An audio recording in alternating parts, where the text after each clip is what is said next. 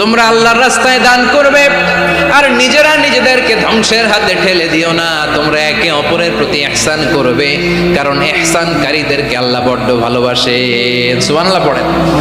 আবার সূরা রহমানে আল্লাহ বললেন, হাল জাযাউল ইহসানি ইল্লাল ইহসান ফাবিআইয়ি সবাই পড়েন, ফাবিআইয়ি আলাই রাব্বিকুমা তুকাযযিবান।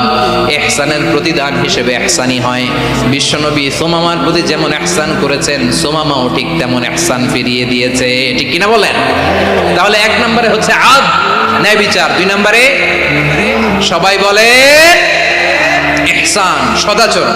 ইহসান দুই ধরনের প্রিয় ভাইরা, ইহসান ফিল ইবাদা, ইহসান ফিল মুআমালা।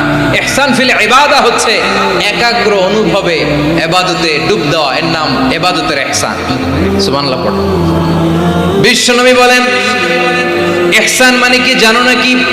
হাদিসে জিবরিলে সাইয়েদনা জিবরিল আলাইহিস সালাম বিশ্বনবীকে বললেন, আখবিরনি আনিল ইহসান। নবী আমাদেরকে বলেন ইহসান মানে কি?